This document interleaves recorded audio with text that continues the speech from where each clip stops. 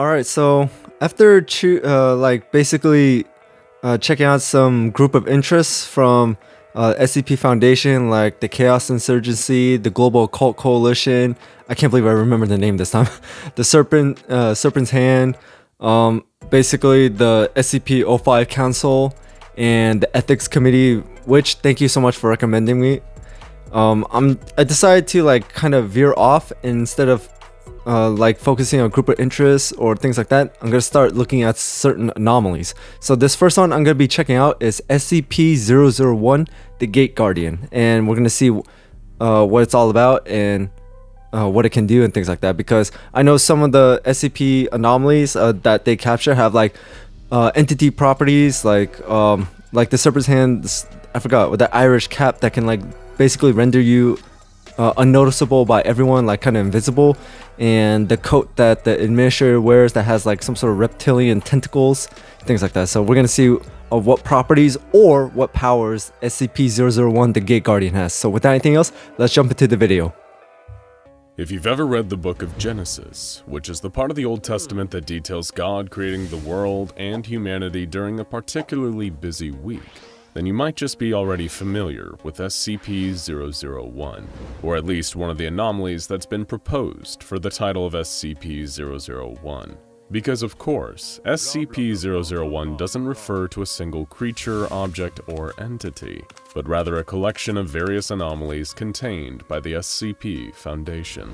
Anomalies sharing the name SCP-001 include the infamous Scarlet King, a powerful eldritch being intent on ending all of creation that is thought by Foundation researchers to be one of the most dangerous beings in this and any other universe. But the Scarlet King isn't the only incredibly powerful being categorized as SCP-001. In fact, there are plenty of other anomalies with similar levels of destructive power. And don't worry, I plan on watching a video that dives deeper into the Scarlet King. Guardian. Standing at well over 1,000 feet tall, the Gate Guardian is impossible to be fully contained by any means that the Foundation possesses. The anomaly itself, despite its colossal size, is humanoid in its shape, sporting wings that protrude from its back. While it usually like an has angel? 4 of these, SCP-001 has historically been seen to have any number of wings between 2 and 108, sprouting from various places over its body, including its shoulders, ankles, wrists, and even its temples. This gigantic guardian also carries its own weapon, referred to as SCP-001-2. This weapon resembles an enormous knife or sword, capable of emitting plumes of flame. According to tests conducted by the Foundation, the temperature of the flames produced by SCP-001 rival that of our very own Sun. For reference, the Sun has a core temperature of over 27 million degrees Fahrenheit and 5,778 Kelvin at its surface, or almost 10,000 degrees Fahrenheit. You would expect a flaming sword that burns hotter than the Sun to cause a considerable amount of damage, even if it wasn't in use. But the flames emitted by the weapon did come to my head. No lasting damage on the surrounding environment. It is capable, though, of annihilating anything that strays too close to SCP-001, burning them so intensely that their atoms literally separate, breaking potential attackers apart on a molecular level. Much as its codename suggests, the Gate Guardian stands solemnly. So it's kind of like a self-defense, rather than a like destructive weapon towards others. SCP-001 itself. Behind the Guardian is a lush grove, abundant with fruit trees of astronomical size, as well as other beings that share a similar appearance to SCP-001. This grove is thought to be the Garden of Eden, the paradise that God created and that was inhabited by Adam and Eve, the first 2 humans in existence, according to the book of Genesis. As the tale goes, the pair were created by God himself and permitted to live in the Garden of Eden as long as they followed a I like how the dialogue is blah blah blah blah blah. Adam and Eve were instructed not to eat any of the fruit that grew from certain trees that God had specified. Within view just behind the Gate Guardian are 2 immense trees, one bearing apples and the other bearing different fruit of an unknown type. The one that looks like a blueberry tree is believed, even by some in the Foundation, to be the biblical tree of knowledge that Eve was convinced to pick a fateful apple from after an encounter with a snake. The other, the one with unidentifiable fruit, is thought to be the tree of life. However, this is all speculation, since it is currently impossible to venture through this gateway and verify if the realm beyond is truly the Bible's own Garden of Eden. This is largely because anything that breaches a kilometer-wide radius of SCP-001 is instantly vaporized. The Gate Guardian attacks with imperceptible speed, using its flaming sword to smite any person that gets too close. The Guardian actually moves so fast that it can hardly be seen with the naked eye. It appears to always remain in its solid, dutiful stance with its weapon drawn and head bowed, only shifting for a fraction of a nanosecond to attack. Ranged attacks against the Guardian are just as ineffective, with all projectiles fired at SCP-001 reduced to atoms before they can do any harm.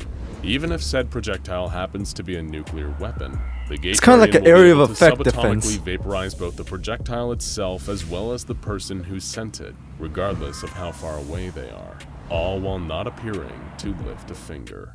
During an experiment involving SCP-001 on December 26, 2004, an SCP Foundation nuclear submarine called Nautilus launched a series of multi-warhead intercontinental ballistic missiles at the Gate Guardian.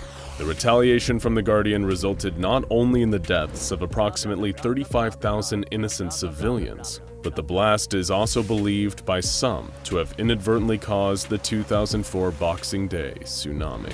The severity of this incident came dangerously close to revealing the Foundation's existence to the world, resulting in them rapidly deploying any means necessary to erase any trace of the 35,000 victims' families, friends, and other related individuals. In order to avoid questioning, that's crazy. the SCP Foundation administered amnestics on an almost worldwide scale, and the O5 Council banned any further tests on SCP-001 that involved nuclear weapons. In what was hoped by the Foundation to be a test with lower stakes, they sent an expendable D-Class personnel towards SCP-001. The D-Class approached the area where the Gate Guardian is located, and as soon as they saw it, they could hear a very clear command in their mind: leave. The D-Class personnel reacted exactly the same way you or I would. They promptly turned and started to walk away. They didn't need a 1,000-foot-tall entity with a flaming sword to tell them twice. The researchers running the experiment were not swayed by the request and ordered the D-Class to continue moving towards SCP-001. Hell the no! D-Class continued to ignore their commands. They were terminated, as is standard policy when dealing with an insubordinate member of D-Class. SCP-001 appeared not to like this for some reason, though, and the researcher site as well as the researchers themselves were immediately obliterated by an unknown force, though it's a pretty safe guess that a certain flaming weapon was responsible.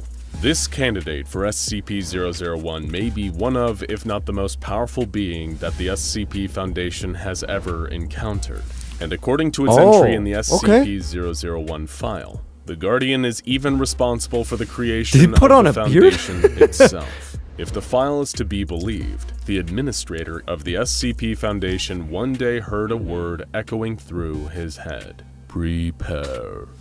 This one-word instruction led him to starting the SCP Foundation, containing countless dangerous anomalies and entities in preparation for an uncertain future. In all that time, since the very beginning of the Foundation, the Gate Guardian has remained standing at its post. While it is not aggressive nor openly hostile towards humanity, the Gate Guardian doesn't seem to care much for us either, at least as individuals. It rarely interacts with human beings when left unprovoked, and venturing too close to the Guardian, however, is not an automatic death sentence. The Guardian first communicates with any living being approaching it via a telepathic message, instructing them to either leave or forget. If whomever has stepped too close to SCP-001 complies with the instructions, they'll be able to freely leave the area, while simultaneously forgetting every detail of the Gate Guardian's existence. Ignore these warnings though, and SCP-001 has no qualms about completely eliminating you from reality. Given its enormous destructive so at least it's reasonable in a way. It's no wonder that the Foundation has tried to use the Gate Guardian to eliminate other dangerous SCPs, each with varying results. The Foundation at one time even attempted to use the Gate Guardian to destroy the infamously indestructible SCP-682, better known by the appropriate name of the hard-to-destroy reptile. Due to the malicious contempt SCP-682 holds for human beings and all other forms of life, it is perhaps one of the most dangerous anomalies the SCP Foundation has in containment. SCP-682 is also one of the few creatures the Foundation actively wants to terminate, a task made that much harder given that 682 can regenerate its entire form from as little as a single cell. The Gate Guardian had already shown time and time again that it is capable of massive destruction, and researchers working for the Foundation hope to harness that power to rid the world of SCP-682 for good. 682 was placed on an unmanned vehicle and carried to within 1 kilometer of the Gate Guardian. The Guardian attacked the vehicle, seriously wounding but not killing 682.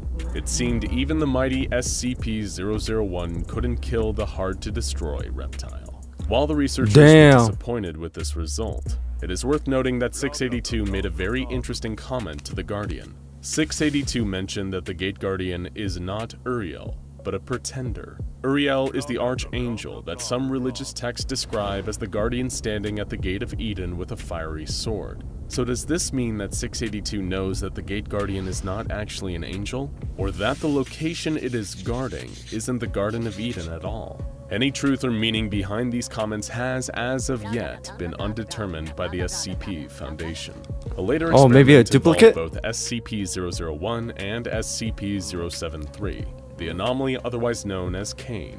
Cain is a male humanoid of possible Arabic descent whose arms, legs, spine, and shoulders are replaced in an almost cyborg-like fashion with beryllium bronze. Much like the Gate Guardian, SCP-073 may also be the same as the one mentioned in the Bible's book of Genesis, who, according to the biblical story, murdered his own brother Abel out of spite. As punishment for his actions, Cain was cursed to eternally suffer for his wrongdoing.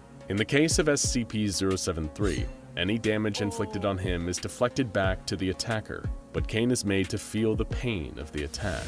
Any plants or plant-based matter withers and rots in his presence, and he is cursed with a perfect memory, keeping him forever haunted by his murder of Abel. When Cain was brought before the Gate Guardian, an unknown incident occurred. The Foundation's records are heavily expunged, but we do know that somehow Cain's usual ability to deflect incoming damage back at his attacker had no effect on SCP-001. The encounter left SCP-073 unconscious and even permanently blinded nearby research personnel. It was as a direct result of this incident that the O5 Council demanded that no further experiments of any kind were to be conducted on SCP-001. With the I would have stopped a even long filing time an ago. executive order that no SCPs be exposed to the Guardian, and that SCP-001 was to never be used for the attempted termination of other SCPs. Of course, perhaps it wasn't just the mistakes of the past that made the Council decide that SCP-001 was best left alone. At some point, an erratic transmission was received from Site-0 by Foundation personnel, detailing an XK-class end-of-the-world scenario. In the transmission, the sender, believed to be another member of the SCP Foundation, described an event during which the Gate Guardian finally left its post, stepping away from the entrance to the Garden of Eden. SCP-001 has left its location, the sender wrote. The gate is open. They are riding forth. Oh God, it's so beautiful. The transmission then goes on to repeat various phrases including, "The Lord shall reign forever," and "Hear, O Israel, the Lord our God, the Lord." Could be a trap. What can be inferred from the rambling transmission is that the event being described is the end of the world.